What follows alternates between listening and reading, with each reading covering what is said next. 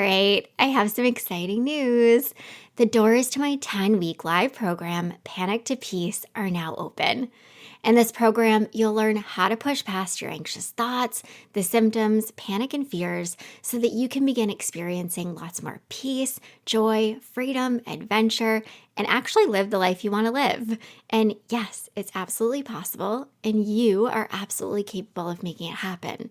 So if you feel like you've been doing everything and anything, but you're still struggling and you feel stuck, or if you feel like you have no idea where to start, or if you feel like recovery just isn't possible for you, I want to show you that you can overcome this. And the journey there doesn't have to be so complicated or so hard. In the course, I'll show you how to heal with simple, straightforward, and practical tips, aka all of the things that help me to get me to where I am today. And just a heads up, the doors are only open until September 21st. So if you want in, head to the link in the show notes and save yourself a spot inside of Panic to Peace. All right, I hope to see you there. So I always say to start small and take healthy steps, and I will always encourage this. But you also have to hold yourself accountable and recognize when you're wanting to stay in your comfort zone and instead give yourself a little healthy push to step outside of your comfort zone so that you can see just how capable you are. Welcome to a Healthy Push podcast. I'm Shannon Jackson, former anxiety sufferer turned adventure mom and anxiety recovery coach. I struggled with anxiety, panic disorder, and agoraphobia for 15 years. And now I help people to push past the stuff that I used to struggle with. Each week, I'll be sharing real and honest conversations along with actionable and practical steps that you can take to help you push past your anxious thoughts, the symptoms, panic, and fears. Welcome. You're right where you're meant to be. Okay, today's episode is going to be so good because I'm all about making your journey less hard and less long. So let's dive in and talk about 7 things that you're doing that's making your recovery journey harder than it needs to be. And before we even dive into these 7 things, I just want to be upfront and say that I did all of these things. So most of what I share with you are things that if I could go back, I'd do them way differently because if I had, I wouldn't have struggled nearly as hard or as long. So if you're doing any of these things, or even all of them, it's okay. No judgment here. Just know that these are things that you can change, and that's why I'm here sharing these things with you now. Okay, the first one, and this is a big one, you're looking in any and all directions for answers and solutions. And this makes sense, right? I have a problem that needs to be fixed and I really want to fix it. Let me find the fix. And this often looks like looking to books and social media and supplements and gummies and oils and diets and on and on and on, right? But the problem with this is there isn't one fix. And filling your brain with loads of information and opinions and introducing a bunch of things into your system and making tons of changes is likely only going to add more overwhelm and stress to your plate. And more stress equals more anxiety, right? So I always like to give this analogy. Back when I was struggling, I tried anything and everything that promised anxiety relief. And I want you to picture this for a minute. So I'm standing in my backyard with a shovel in my hand, and there's about 100 holes dug all around me. And these holes are a representation of all of the everything and anythings that I tried. And you know where there wasn't a hole? Where I was standing. Yeah, imagine that.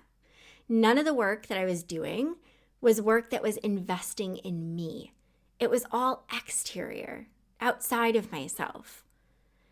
I had created this belief for years that the answers and solutions would never come from within me. They had to be somewhere out there, somewhere outside of me. And this is not to say that I was the one who needed fixing, because I didn't.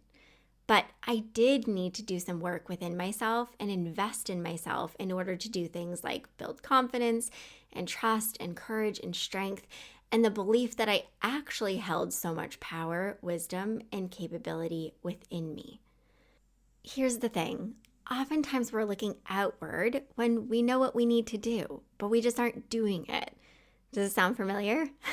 So maybe instead of digging holes all over the place, start digging where you are.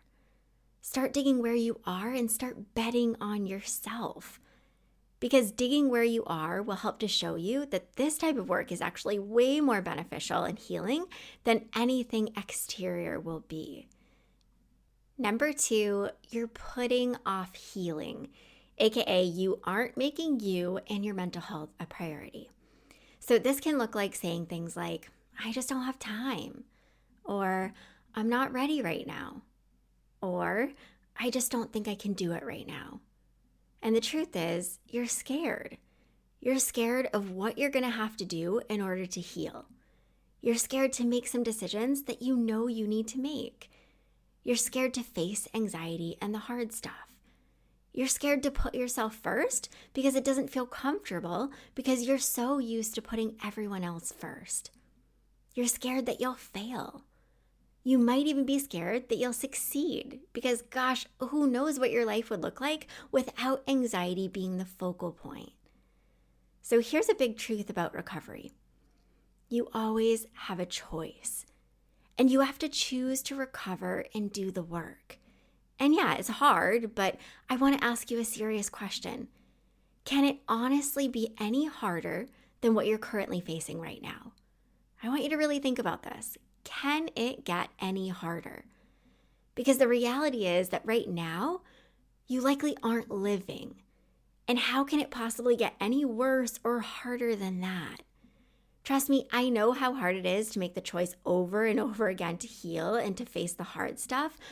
But I can tell you this, I'd much rather experience anxiety and panic while I'm on a mountain or while traveling or while I'm doing something fun and something that brings me joy than to experience it while I'm choosing not to live my life.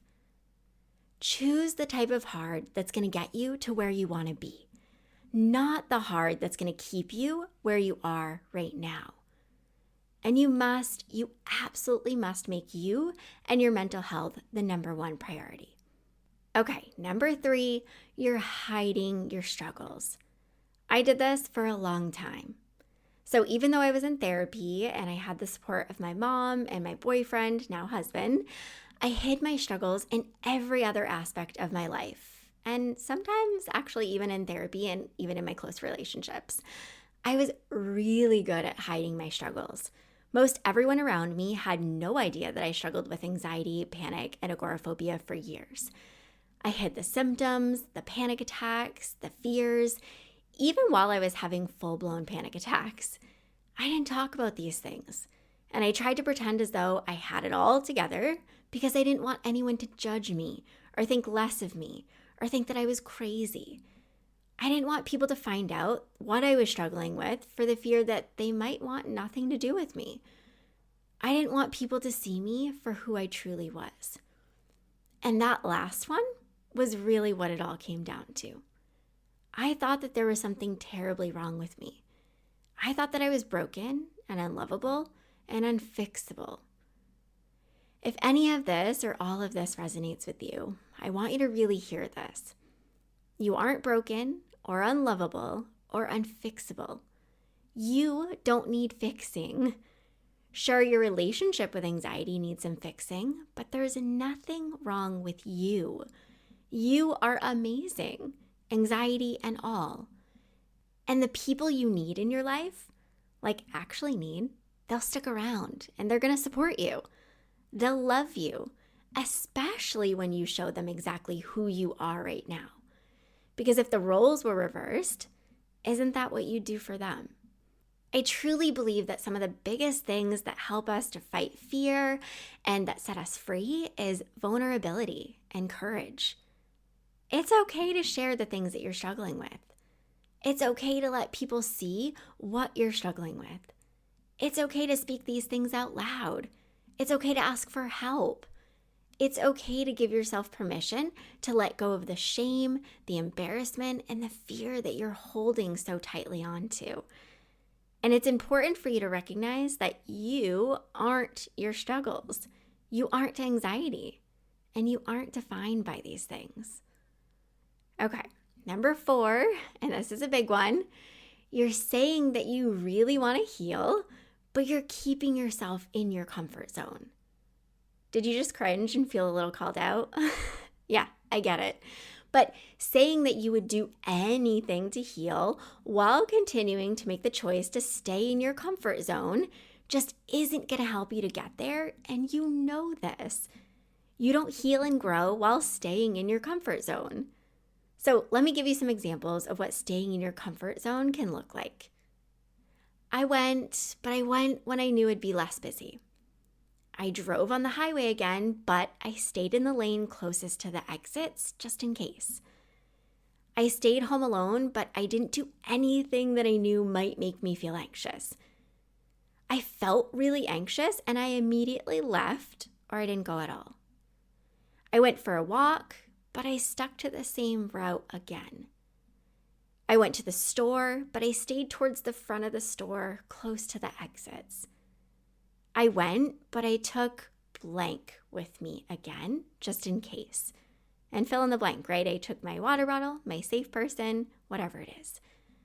So I always say to start small and take healthy steps, and I will always encourage this. But you also have to hold yourself accountable and recognize when you're wanting to stay in your comfort zone and instead give yourself a little healthy push to step outside of your comfort zone so that you can see just how capable you are. And is it going to be scary? Of course it will be. But you can handle the feelings. You always have. So let this be the kick in the butt that you need to get out and do something today outside of your comfort zone. I promise, it'll be worth it. Okay, number 5, you're minimizing your struggles and your accomplishments. So as humans, we often minimize our struggles, right? We convince ourselves that what we're struggling with just isn't that bad and we should just be over it already. But the truth is, the stuff that we often face is hard, like really hard. I want you to recognize this today. What you're struggling with is hard. The stuff that you've faced has been hard. The stuff that you face every day and you come out the other side of is hard. It's important to validate your experiences and your feelings. And it's so important not to minimize your struggles. Because when you do, you often minimize all of your wins, your progress, and your accomplishments too. Or you don't even recognize these things at all, right? I want to share something with you. So I was working with a student recently, and she said to me, Shannon, I hiked the mountain, which was something that I never would have even entertained months ago. But on the hike, I couldn't help but think, gosh, I'm just doing something that normal people do all the time. And to hear her say this killed me because I completely understood it, because back when I was struggling, I had very similar thoughts. But then she said, but then I thought, if these people were struggling with what I'm struggling with, they'd be pretty happy with themselves too. And I said, yes, exactly. The reality is we're all struggling with our own stuff, right? And it's all hard and it's not comparable. Your stuff needs to be validated, not minimized. The work you're doing needs to be honored and celebrated. I'm such a huge fan of celebrating your wins, big or small, because you need it. We all need it. And we deserve to recognize and hear that we're doing a good job. I'm proud of you. And I hope that you tell yourself this message today too. Okay, number 6, your goal is to do things without feeling anxious or without experiencing a panic attack. And I'm going to keep this one short and sweet because it's pretty simple. The goal isn't to do things without feeling anxious or until you no longer feel anxious about doing the thing. And it definitely isn't about doing things without experiencing a panic attack. The whole goal of recovery is that when you feel anxious, you respond to it in a healthy way so that it doesn't keep popping up. So instead of telling yourself that you can't feel anxious or experience panic because otherwise it means that you haven't or won't recover, instead make your goal more about doing things while feeling anxious or having a panic attack, and not caring that it happened. Now, that's recovery. All right, the last one, number 7, you're putting so much pressure on yourself to heal.